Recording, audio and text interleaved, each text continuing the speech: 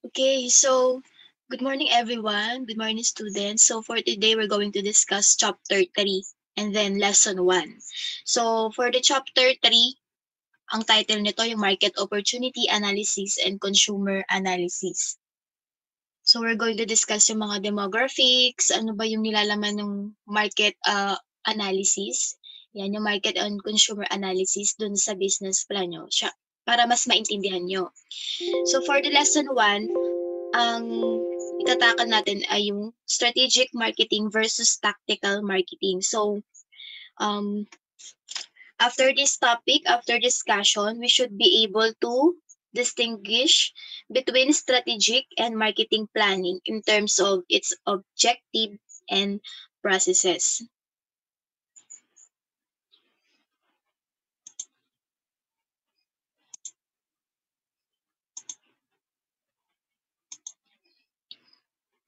Okay, so first, yung strategic marketing process. So when we say strategic planning or strategic marketing, it is a broad process that can address the entire business or a portion of the business such as marketing. So pag sinabi naman natin marketing planning, it is a written based from a strategic plan. So 'di ba yun nga yung business plan natin. Tsaka yung marketing plan natin.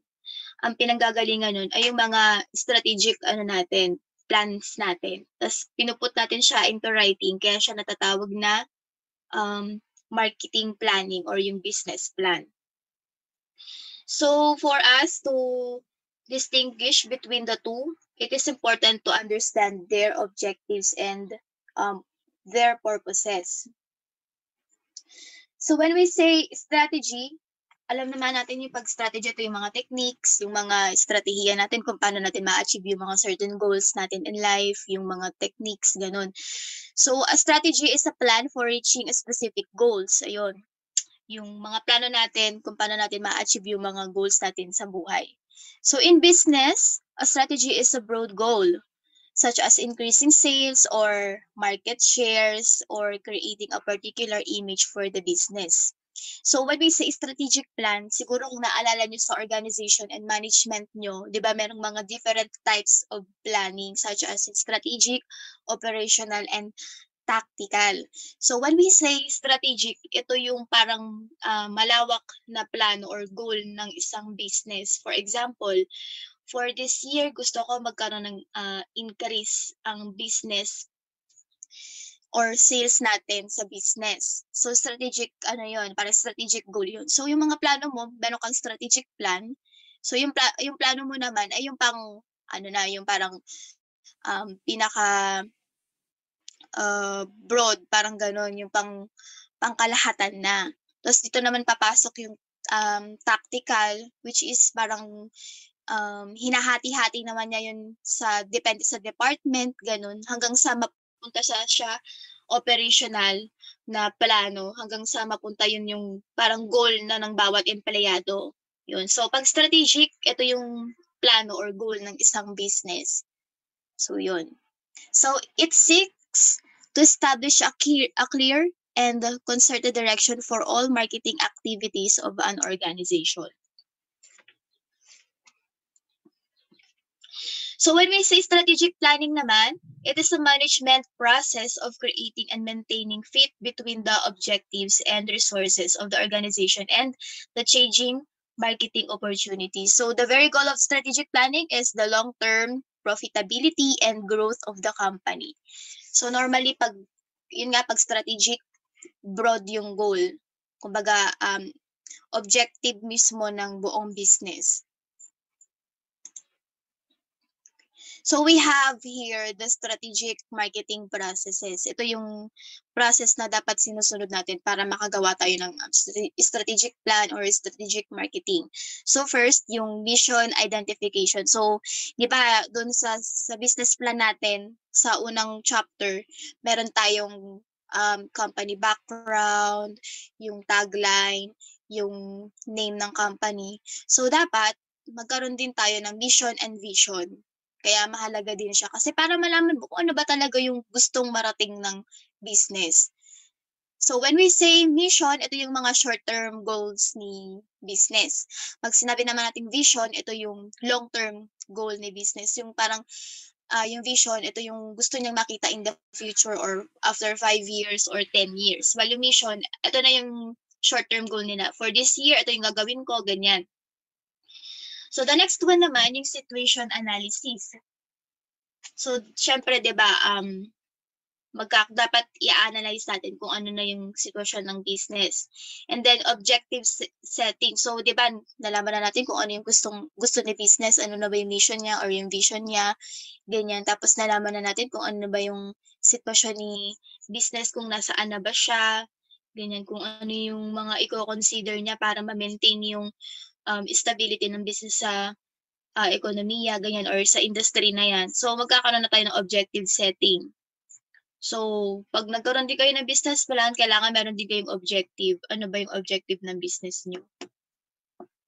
Yan, so for example, parang magkaroon ng sales for this year, gano'n. And then, after the objective setting, magkakaroon na tayo ng marketing strategy development. So, from the objective, siyempre hindi lang naman isang objective madalas ng isang company. Minsan, ano yan eh, 2 to 5. Tas bawat objective na yan, dapat meron tayong course of action, meron tayong strategy na ia-apply bawat objective na yun. So yun. And then, syempre nagkaroon na tayo ng course of action, alternatives, ganyan, yung mga solutions, mga improvements, innovations, ganyan. Next naman, yung strategy, evaluation, and control. So, syempre, after mong i-implement yung strategy na yun, syempre magkakaroon tayo ng evaluation and control. Hindi natin dapat i-stop lang sa pag-i-implement ng ating strategy. Dapat magkakaroon pa rin tayo ng timely evaluation and control. Kunwari, itong in-implement nating strategy, ano bang naging output nito? Naging stable ba ang business? Ganyan. Naging successful ba to? And then, doon, dapat timely yon para malaman natin kung ano ba yung maging standard natin. And then, papasok na doon yung control. Gano'n. So, itong strategy na 'to, nakakamit tayo ng 100 na quota. So, dapat lahat ng empleyado kayang ma-meet yung quota na 100. So, nagiging part siya ng standard mo or KPI, ta's nagiging control. So, 'pag hindi nami-meet ni employee yung 100 na quota, baka may something sa kanya or baka kailangan niya ng training, gano'n. Or else baka kailangan siyang i-terminate kasi baka hindi siya fit doon sa work na yun, okey? So after that, yung evaluation and control, so siyempre makakakita pa rin tayo ng problema after nating i-evaluate kasi hindi naman lahat ng plano ay perfect or 100% na perfect. So iikot ulit yun sa umpisa, gano'n. So yun yung strategic, marketing process natin or yung strategic planning natin.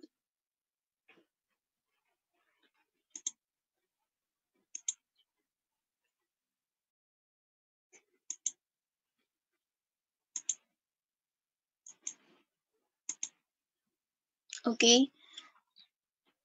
So sa market strategy development, ito yung mga example.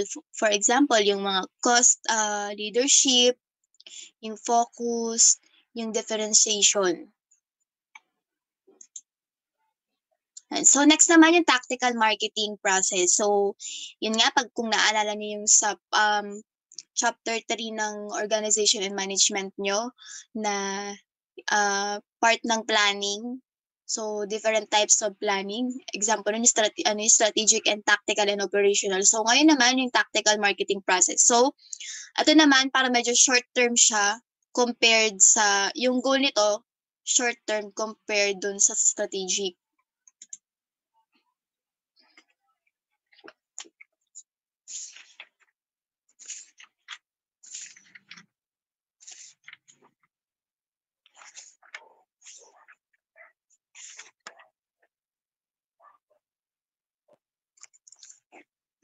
So when we say tactical marketing process, it determines the means or tactics to implement the strategy. So when we say tactics, specific actions to be taken in implementing a strategy. So, 'di ba from strategy, magkakaroon tayo ng tactics. Kumbaga, ito na yung mas specific na galaw ng business. Siyempre, kailangan meron ka munang strategic plan, then papasok yung mga tactical plan. So, parang hihimay-himayin mo yung ano mo yung mga objectives mo, yung mga steps mo para ano mo, tawag dito, ma-achieve mo yung goal mo. So, papasok yung tactical plan. Ano nga ba yung mga specific actions na kailangan mong i-implement para makuha mo 'to or ma-apply mo 'tong strategies. So, these actions comprise what is to be done, in what order, using which tools and personnel. So, sa tactical plan, papasok dito kung sino ba yung mga taong kailangan mo, sino ang mga experts ang kailangan mo, and then anong tools yung gagamitin para ma-implement natin itong mga strategies.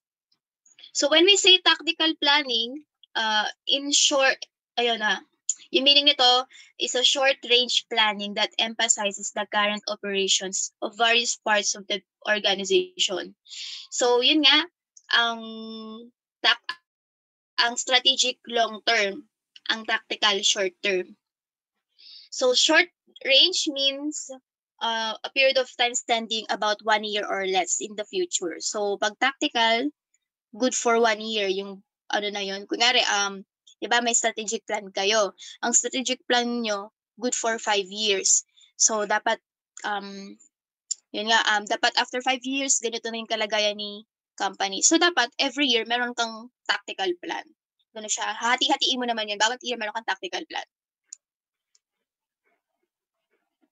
So, normally, managers use tactical planning to outline what the various parts of the organization must do for the organization to be successful at some point 1 year or less in the future. So, ang kaibahan naman nito sa ang strategic plan, pinagkakasunduan to ng mga board of directors. While yung tactical marketing or tactical plan, ito yung mga plano na dapat ginagawa ng per department. Ayun. So, ang nag-i-implement nito yung mga managers. So, dapat itong sales department, ganito yung tactical plan nila. Ganun. Excuse me. Pero meron silang isang objective na align with the strategic plan. Okay, so ito yung mga klase ng tactical plans. For example, yung mga action plans and tactics. Yan, dapat may listahan kayo ng plano nyo per department.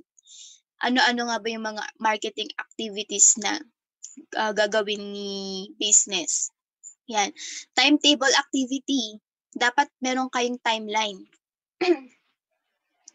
Yung may timeline kayo, parang Gantt chart. Ganun. And then, yung responsibility and accountability, syempre, ini-involve na nga natin dito yung tools and personnel, kung sino-sinong tao ang kailangan natin. So, bawat tao, may listahan din sila na responsibility and accountability nila. Ano yung mga responsibilidad na dapat gagawin nila. And then, activity budgets, syempre, dapat meron tayong budget. Kasi para malalaman natin kung may benefit ba tong business na itong strategy na ginagawa natin, itong plano ba na ginagawa natin. Ganun siya. Or baka naman sobrang mahal niya or expensive. And then, syempre, after nun, meron tayong monitoring and control. Syempre, yun nga, after natin i-apply itong mga tactical plans, kailangan pa din natin i-monitor and i-control. Hindi natin basta iiwanan porque na-implement na natin. Hindi natin ina-assure kung naging effective ba or naging efficient ba yung yung mga plano na yun.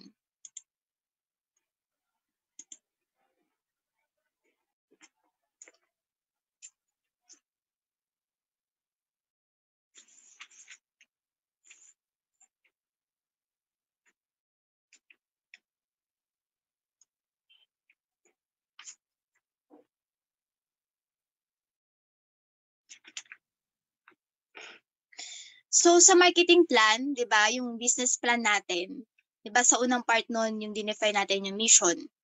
So, yun nga yung parang part 1 ata yun ng company sa company background. meron tayong mission and vision. So, the next one na dapat i-consider natin yung SWOT natin. So, yung parang part 2 naman 'to. Dito natin makikita yung SWOT. So, yung strength, weakness, opportunity, and threat. So, na-discuss na natin 'to sa chapter 1 natin. So, balikan niyo na lang siya. Yun yung SWOT. Meron din yun sa organization, ma'am.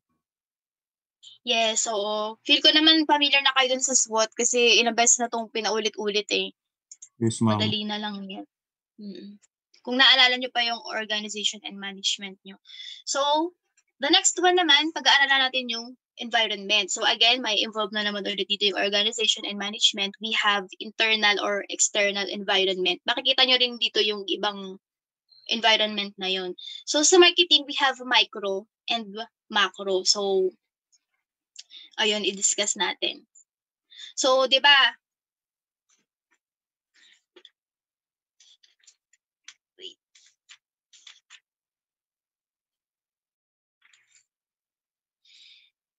so, yung pag sinabi natin kasing micro, ayan, syempre micro nga, so maliit na portion ng environment yung dinidiscuss dito. Kumbaga, yung environment na to, ang effect lang nito ay yung maliit na portion ng isang ekonomiya. So, when we say microenvironment, these are the forces that closely influence the company and directly affect the organization's relationship. The factors consist of the company itself, yung suppliers, marketing, intermediaries, customer markets, competitors, and the general public. So, ang keyword natin dito, yung closely influence the company. So, pag sa micro, yung maliit na portion nga lang ng ekonomiya yung naaapektuhan. So, might as well, kung ano yung nakakaapekto mismo doon sa company natin, considered siya as micro. So, for example, ang first example natin, syempre yung company.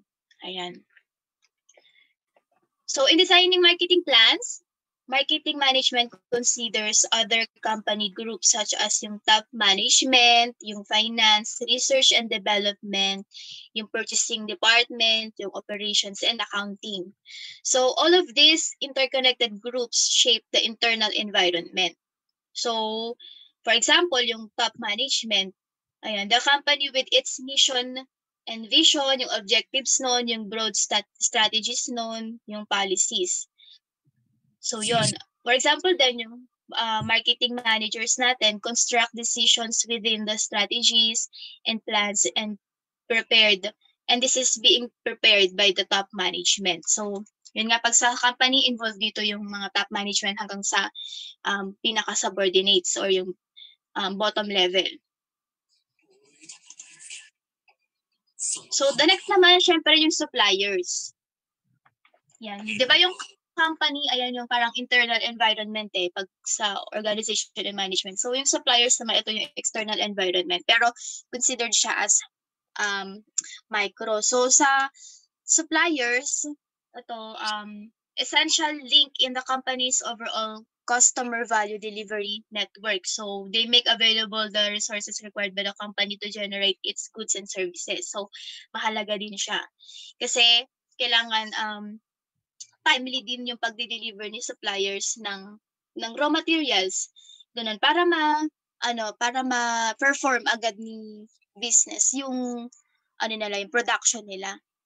So yun, dapat kasundo din sila ng company kasi maaaring makakuha ka ng mga discounts, ganyan, ng pwede kang mangutang, ganyan, if in case na hindi pa available yung yung pera nyo para maka-acquire ng mga raw materials. So pag meron kayong good relationship with the supplier, pwede kayong makakuha ng discounts and at the same time, pwede rin kayong mangutang for a while.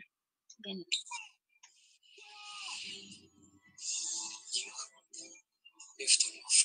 So the next one, yung market intermediary. So ito, it assists the company promote, sell, and distribute its product to ultimate buyers. So they consist of resellers, yung physical distribution firms, marketing service agencies, yung financial intermediaries. So, di ba, Naranasan natin sa business finance natin yung financial intermediaries.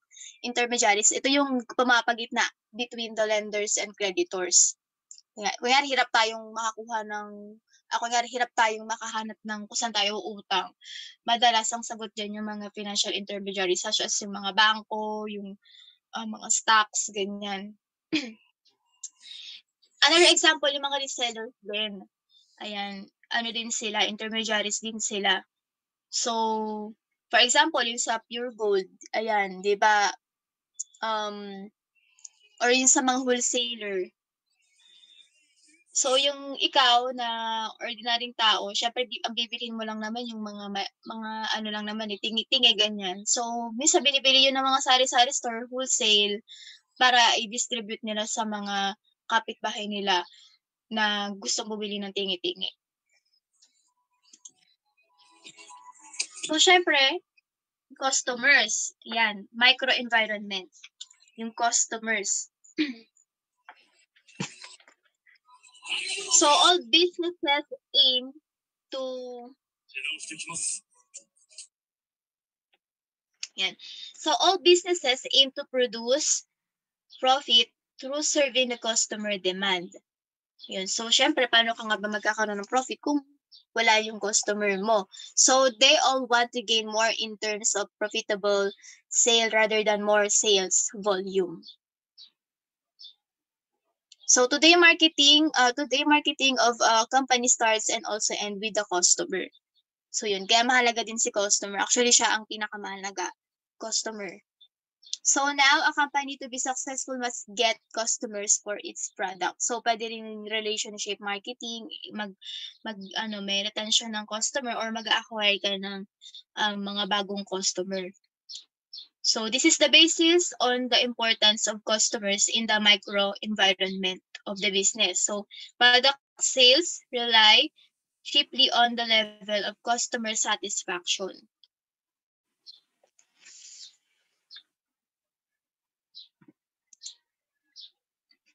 Next, syempre yung competition. Ito na papasok yung mga benchmarking.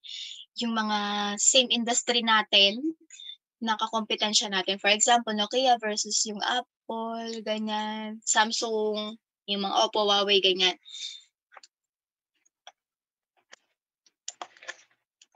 So, a company to be successful must provide greater customer value and satisfaction compared to its competitors do. So, yon. Hence, marketers must act more than just get used to the needs of target consumers. So, mahalaga yung competition. Actually, sa mga consumers, nagbe-benefit din tayo pag merong competition na nagaganap. Kasi, syempre, pag may kakompetensya yung company, gagandahan nila yung serbisyo nila or yung product nila. For example, di ba dati ano ba yung walang kalaban? Siguro dati sa internet, ang walang kalaban ata dati ay yung PLDT, di ba? Ayun. Tas hanggang nagkaroon ng Wi-Fi, kaya nang mag-provide ni Globe at ni Smart ng internet. So, medyo nagkaroon ng kaunting competition. Tapos nowadays, biglang pasok yung Converge. So, parang ngayon, ang pinaglalabanan na lang nila ay yung customer service. Ayun, para mas maka-acquire sila ng mga customers. So yun, kaya better din na mayroong competition kasi napapaganda kahit papaano yung serbisyo. Hindi kagaya dati nung wala pang Converge or wala pang gaanong competition sa telecommunication. Nagtatiyaga na lang tayo kahit ang pangit ng internet, ganun. So hopefully, mas marami pang dumating na telecommunication company para mas lalong gumanda yung serbisyo. Kasi mapipilitan sila na pagandahin yung serbisyo nila.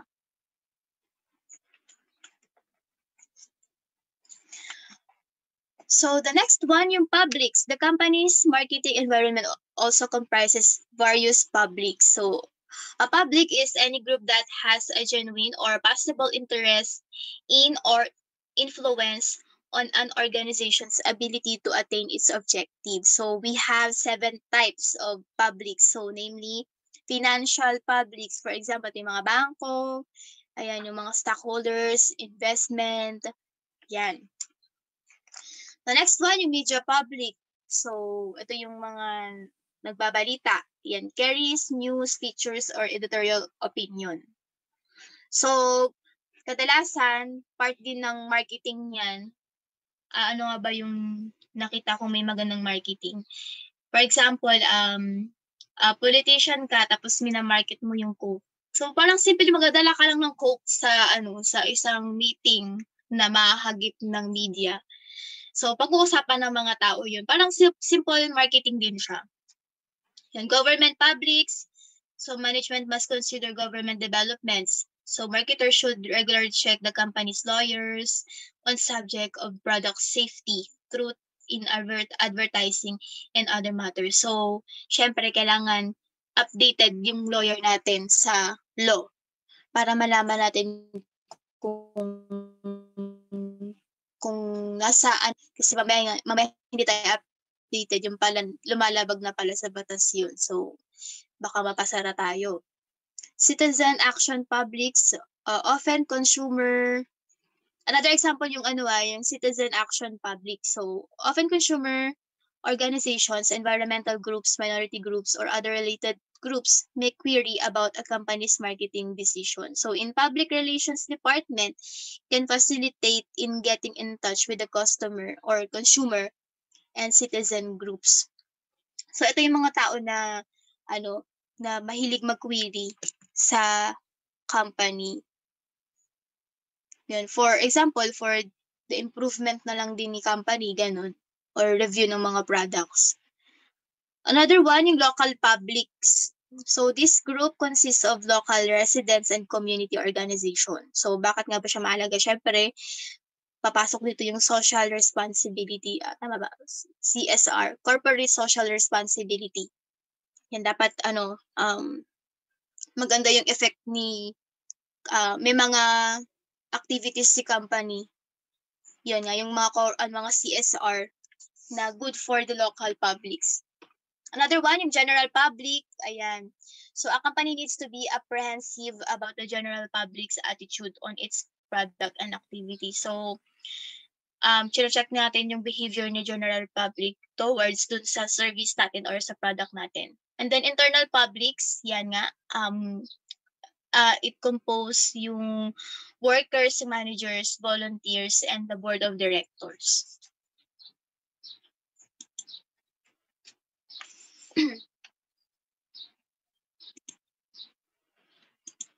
Na part ng SWOT, ayan, identifying the strength and weakness. A thorough and impartial analysis of a company's microenvironment can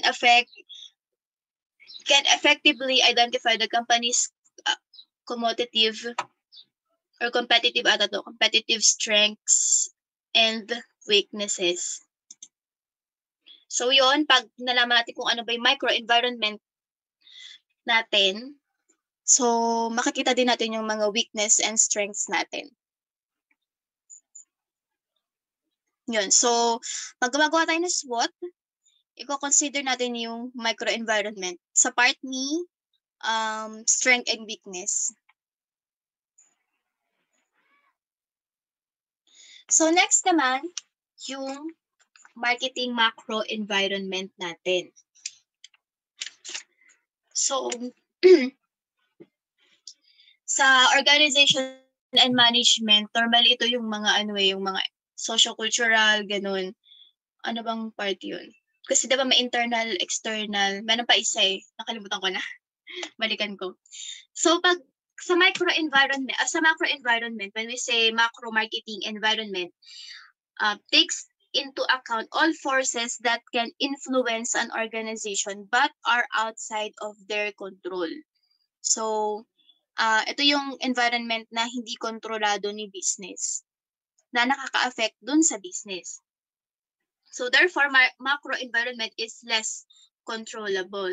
The macro environment consists of much larger all-encompassing influences which impact the microenvironment from the broader goal society.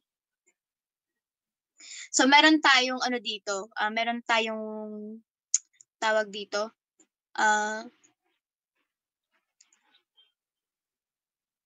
meron akong tips na para mas maalala niyo siya, yung PESTEL. So, PESTLE,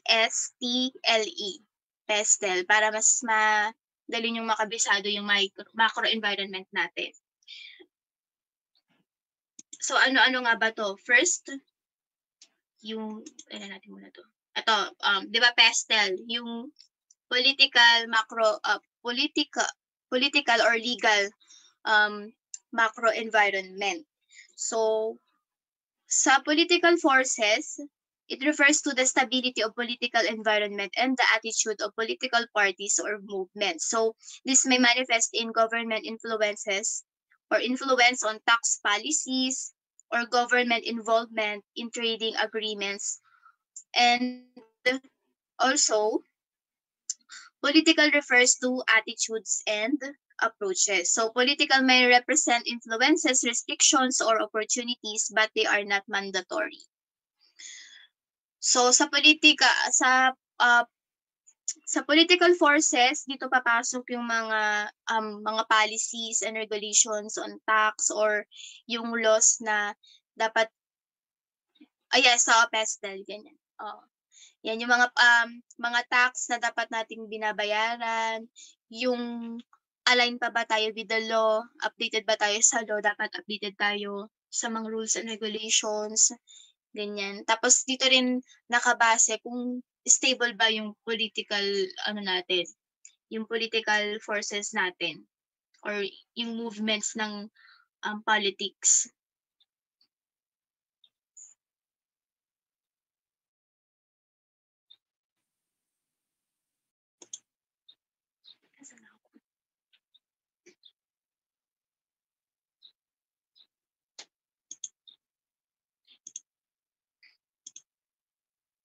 PESTEL. So next naman yung economic macro environment natin. So tinatawag na economic forces. So it represents the wider economy and consists of external factors. So in business, market, and the broader economy that can influence a business. So for example, ng courses na to, yung economic growth rates, yung salary levels or levels of employment and unemployment, yung credit trends, yung cost of raw materials, interest rates, and monetary policies, yan, yung mga exchange rates. So, more likely yung galaw ni ekonomiya. So, yung una nga, yung economic growth rates, yan. Tapos kung yung ratio ng employment tsaka ng unemployment, nakaka-affect din yan sa business. Ganun. Yung pagtaas ng interest rate ng bawat bangko. Yan. Syempre, pag nung time na na publish or parang dineclare na yung train law, tumaas din yung ibang taxes ng products. So, yun nga, yung for example, yung sugar, since nagkaroon ng train law, tumaas din yung presyo ng sugar. So, pag tumaas ang presyo ng sugar, might as well, ibang product tataas din yun. Tataas din yung cost nun. Pati yung price, tataas din. So, yun yung mga economic macro environment. So, next naman, yung socio-cultural macro environment. So, dito, yan, sa socio-cultural forces, include institution and other forces that affect the basic values, behavior, and preferences of the society, all of which have an effect on consumer marketing decisions. So, they may include yun nga, sa sa chapter 2 nyo, yung demographics, yung age distribution, population growth rates, yung level of education, distribution of wealth, social classes, living conditions, and lifestyle. So, i-consider natin siya sa business natin. So, for example, ano bang lifestyle, ano bang yung product natin? Applicable ba siya sa certain lifestyle ng tao, gano'n. Sa demographics naman, ano bang tao yung involved natin, ganyan. Anong age, gano'n. So, 'di ba nung nakita niyo yung sa may marketing plan natin sa chapter 2 'yan, nakalagay kung ano yung age yung target natin. Kasi better na meron tayong target na specific, hindi puwedeng lahat target natin. Kasi para mas mapag-aralan natin yung environment na yun, yung target market na yun, para mas ma-improve natin yung product natin.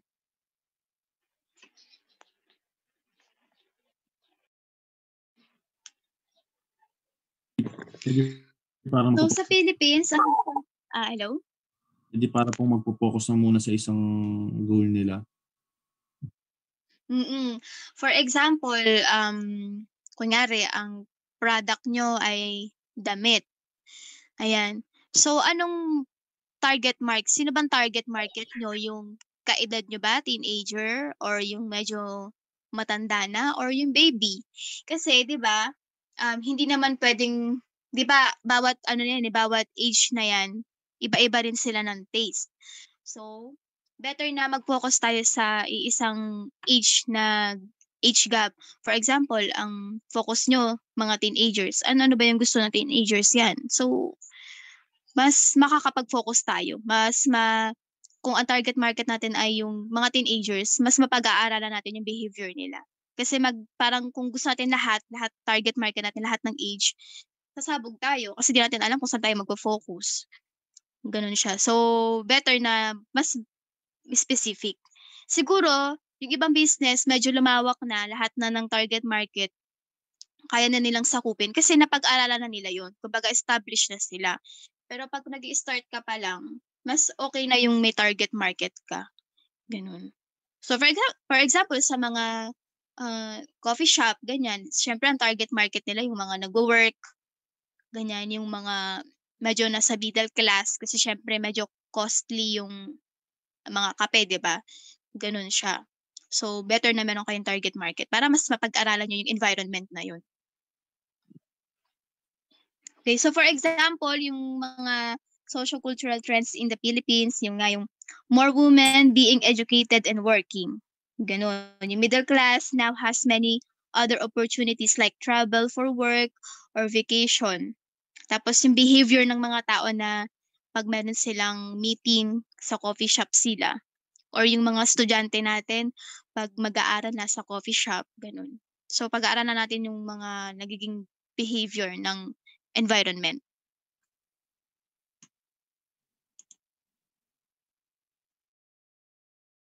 'Yan, yung ito for example yung mga demographic, 'yan.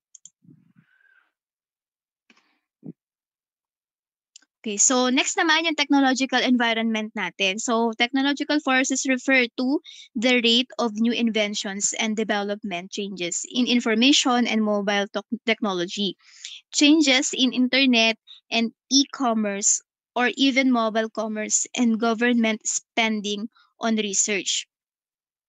So there is often a tendency to focus on technological developments on digital and internet related areas. So it also includes materials development and new methods of manufacture, distribution, and logistics, which can create new products, new market, and new marketing opportunities. So, siyempre 'pag sa technology, yun nga, ang advice ko nga, dapat siguro bago kayo graduate ng college, better na, skilled na kayo sa technology. Kasi 'pag nag-work kayo, talagang maku-culture shock kayo kung gaano ka-high-tech na ang work ngayon.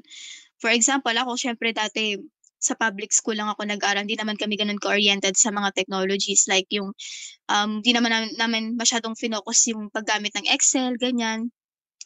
So 'pag accountant ka, kailangan oriented ka sa Excel, gano'n. So, etong ano natin, online class natin, opportunity na din 'to para masanay tayo sa ganitong klase ng ng environment.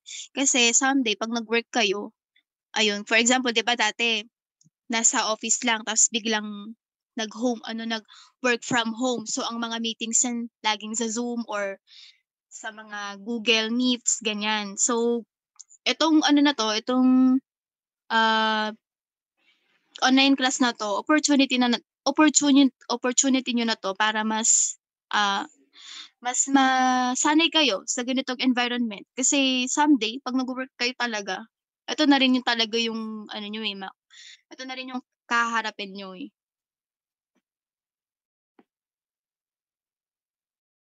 Okay, so yun nga dapat alam niyo kung yung mga iba't ibang klase ng technology at kung paano siya gamitin.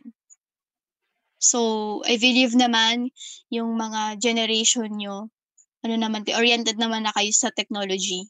Unlike sa mga boomers or yung baby boomers na medyo sobrang nag-a-adjust sila sa paggamit ng technology or yung mga software.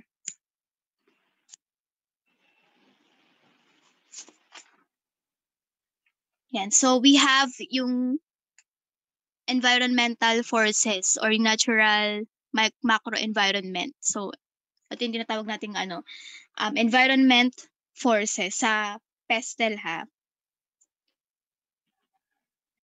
Yan. So, when we say environmental forces or yung natural, it includes all those that influence or are determined by the surrounding environment, such as climate, weather, geographical location, and global changes in climate. So, environmental forces can also include issues such as limited natural resources, waste disposal, and recycling processes. So yon, dito rin papasok ang mga fortuitous events. For example, ngayon, yung nagkaroon ng COVID. So, papasok din yan sa environment forces or natural macro environment. Yan. Kasi syempre may effect din yan sa business na hindi natin kayang kontrolin. So, tayo na lang mag-a-adjust. So, alam nyo naman na yun. Yan. So, sa ating macro environment, sa SWOT natin, dito natin madedetermine na din yung opportunities and threats. 'Di ba sa micro yung strength and weaknesses. And then sa macro, yung opportunities and threats. So external and uncontrollable factors that should either be capitalized or mitigated.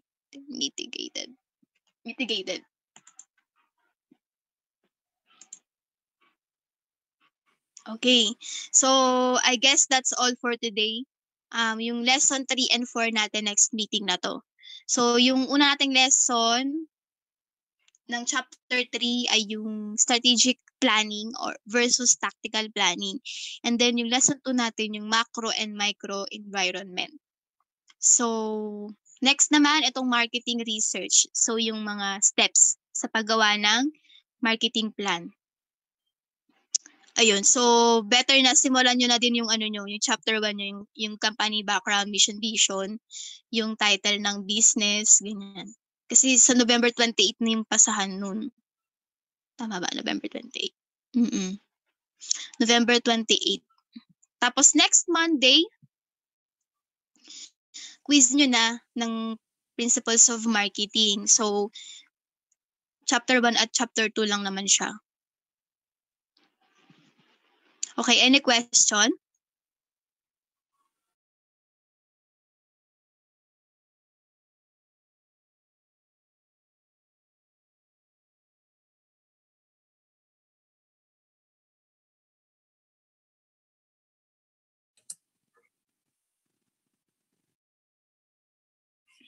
Okay, so again, good morning ABM 12 and then GAS 12.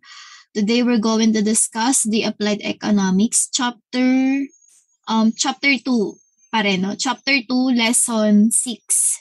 The market structures and its competitive environment.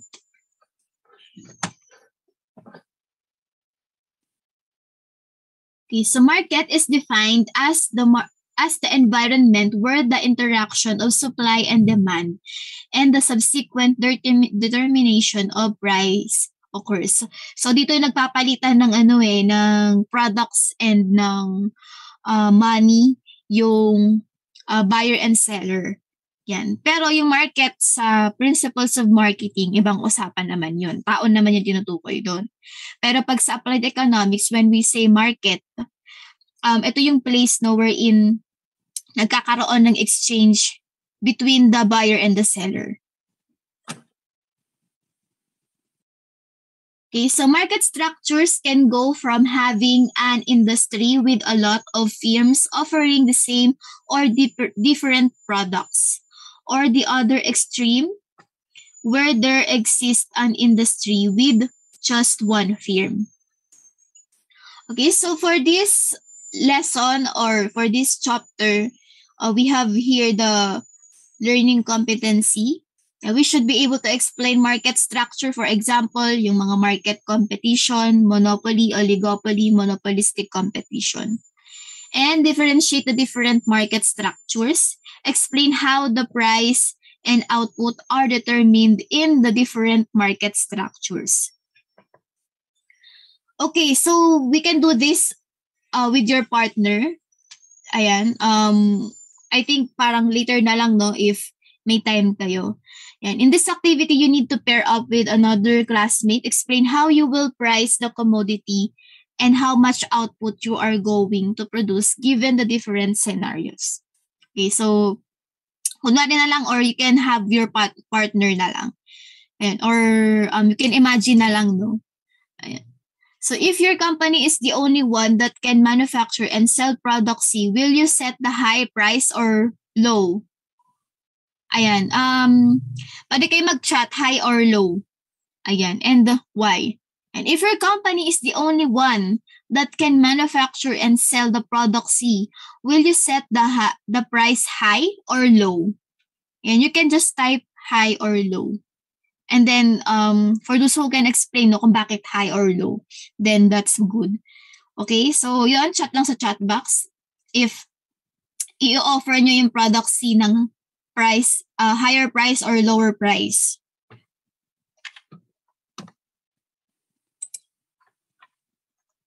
Oh, anyone?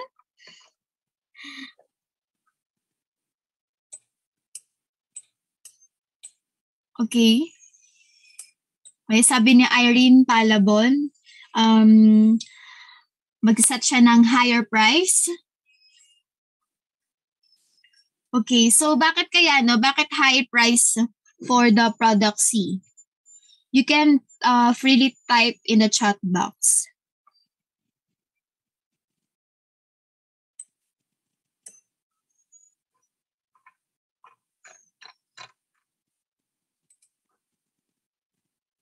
Okay, so again, yung question, no, if your company is the only one that can manufacture and sell product Z, will you set the price high or low and why? Okay, you can just type in the chat box, high or low.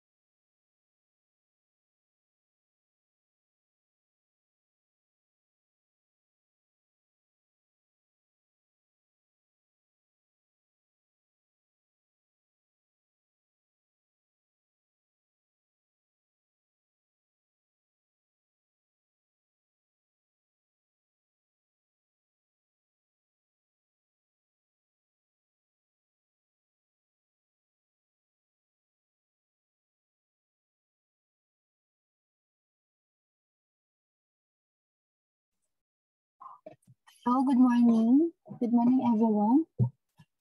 Okay, so, yun, after ng review ng marketing analysis, chapter 3, then let's check yung other two groups. Yung group ni De La Cruz and then ni Villarin. Okay, so ito, siguro sa akin lang kaya nagkapatong-patong. Pero yun, i-reason na lang siguro ulit sa akin itong chapter 1 ng nila De La Cruz. Okay. So, kamusta naman kayo, guys? So, tapos naman na tayo sa mga lessons natin. Bali parang mga review na lang. Second na lang tayo ng mga mga activities natin. Okay, so ito yung ginawa ng group ni De La Cruz. Ayan, sabi ko nga parang pwedeng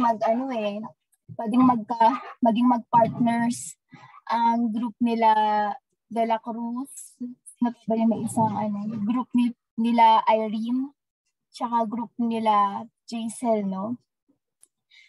Parang about sa mga pets. So, siguro pet lovers itong ABM. Okay, so, ayan. Introduction, why we choose pastry shop. We will be their way to satisfy the cravings and that's why we came up with a pastry that will offer public and delicious pastries with a twist. Specialize in cake, cupcakes, cookies, donuts.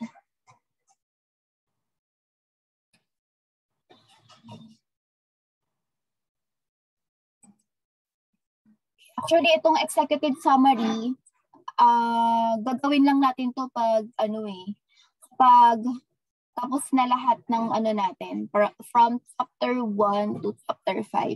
Parang pinaka-summary kasi yun ng summary siya ng buong business plan. Nakawan ko muna siya.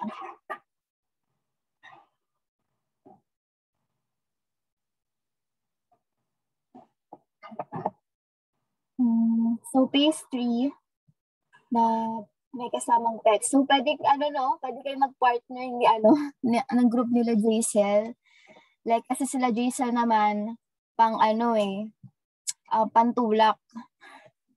Sa De La Cruz naman, pang bara. Ayan, food naman yun sa kanila. Pastries na may kasamang pets. So, pwede kayong mag-combine. Someday. Ayan, so,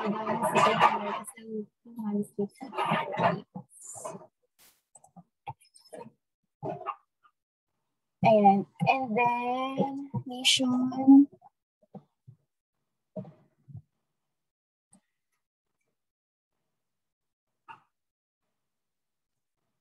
So, definitely, hindi to pwede sa pets or meron kayong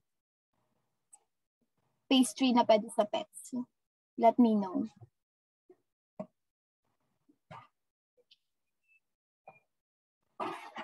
Feel ko hindi siya pwede sa pets. Like, pwede mo lang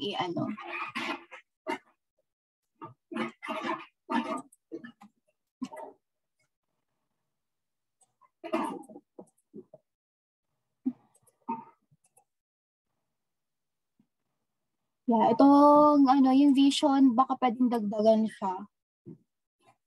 At 2 sentence na lang. Ayan, dagdagan nyo lang to. Ayan, so okay naman ako sa sa mission. Yung vision lang. Okay, and then chapter 2. Situational analysis.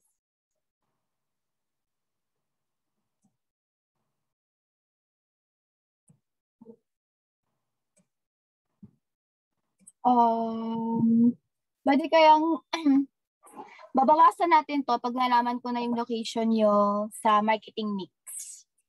Mas better kung isang isang city lang. Like kung Las Piñas lang, ganun. Liliitan lang natin.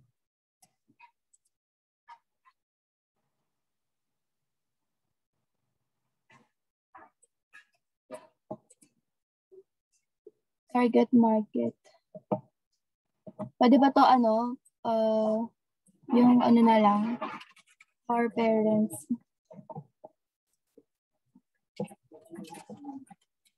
Pet lovers. Pwede na yan kahit dalawa lang. SWOT.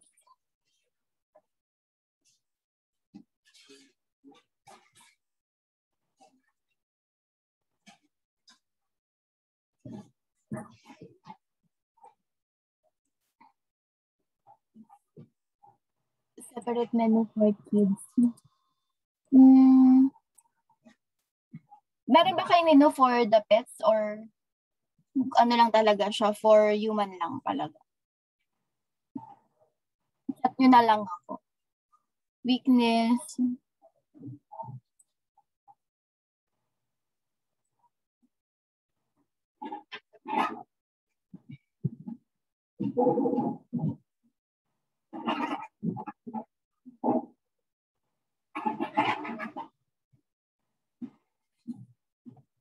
Ito, lagyan nyo siya ng logo. And at least 5. Ayan, dagdagan nyo na lang to ng dalawa. Dalawang competitors, tapos with logo. Okay na sa akin yung SWOT. Yung target market, dalawa na lang. For parents or pet lovers. Yan yung pinaka-target natin. Pero syempre, we can accommodate din naman yung ibang customer. Yan, okay lang. Ganun lang sa akin sa chapter 2. And then for chapter 1, yung vision, nagdagan lang ng kahit dalawang sentence pa. Then, I'll check na lang ulit.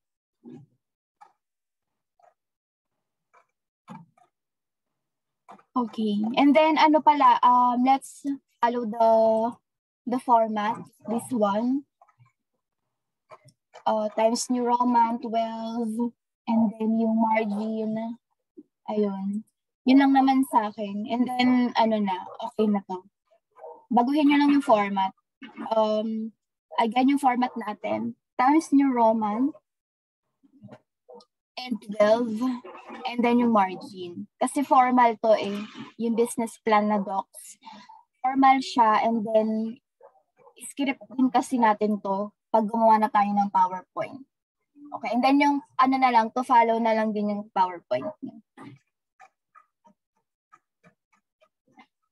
Okay, so again, for the group of De La Cruz, yun yung vision, then yung target market, then 5 competitors with logo. Tapos, ayun, yung format din, make sure na short. Ayan, parang kung paano kayo nagpapasa ng research papers. Yeah, formal kasi natin yun, formal docs kasi natin yung business plan na naka-docs. Formal siya. Unlike ng presentation, pwede kayong maglagay ng doon. Pwedeng pwedeng kahit iba't ibang font or iba't ibang size kasi naman yun for the sake lang naman siya ng presentation. Okay. Okay, so for the group 6, ayan, asepsis, a safe soap in an safe word. A safe soap in an unsafe word. Okay.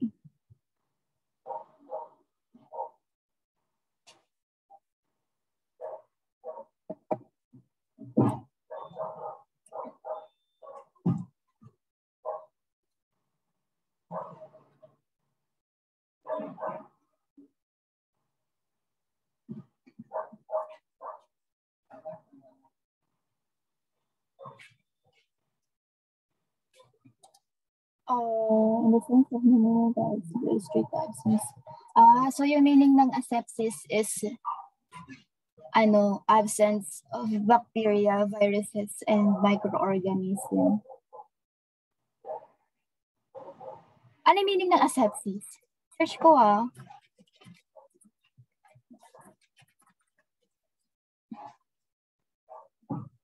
okay. So tama. The absence of bacteria, viruses, and microorganisms. Well, good, good choice. Okay.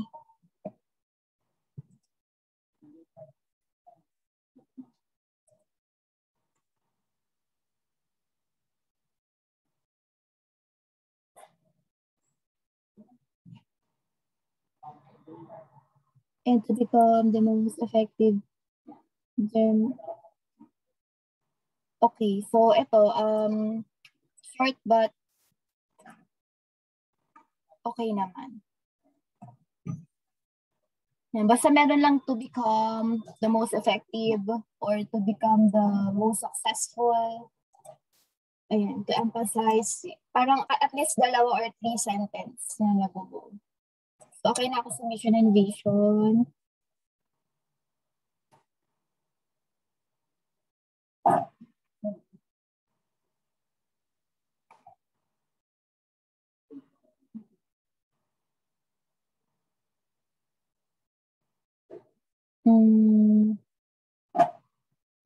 Ano pa ba? Pwede bang mga hygienic? Pwede nyo ilagay yung mga hygienic person?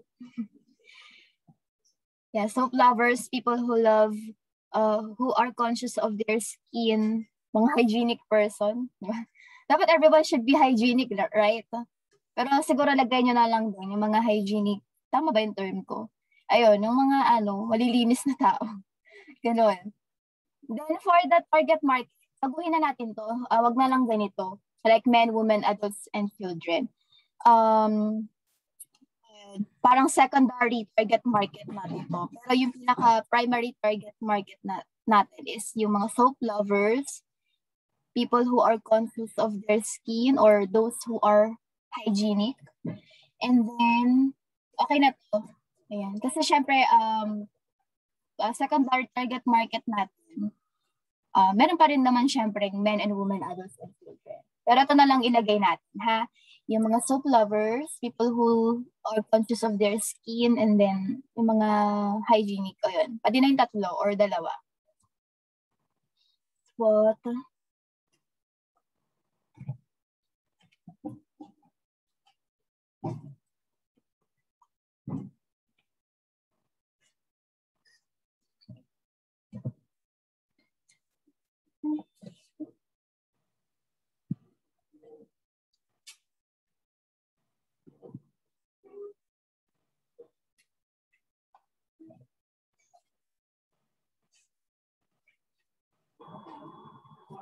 To make people feel safe.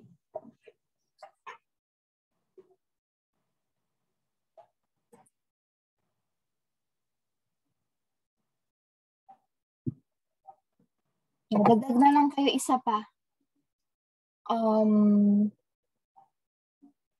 Isa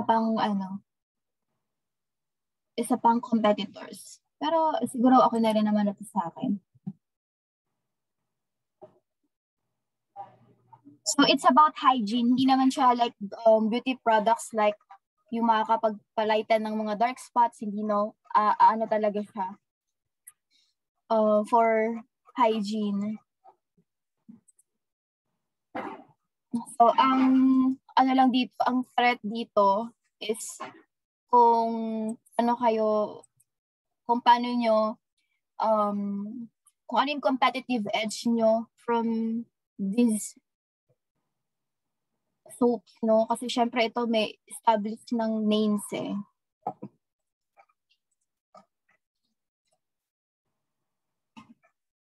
Okay, so siguro dun sa promotional nyo, like lagay nyo na lang na to promote or support small businesses, no?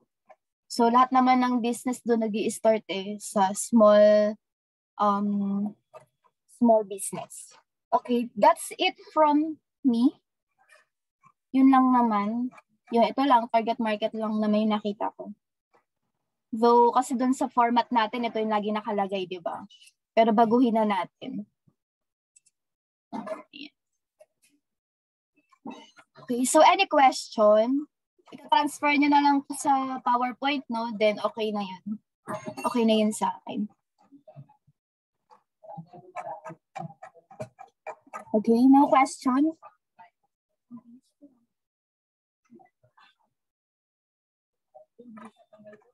Okay, so again, yung format ng business plan natin is again short bond paper, and then yung margin, tapos 12 times New Roman, size 12. Ayan. So actually, ito pa pala yun. Pwede nyo pala itong lagyan din ng logo. Yung dito sa baba. Ayun. Copy nyo lang din to. Tapos lagay nyo lang dito. And okay na siya sa akin.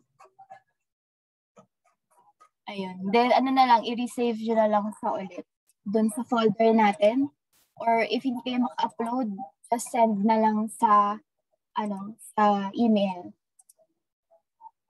Ayun. That's all for me for grade 12, group 6. So good job, no? Okay. Any question? Wala naman? None?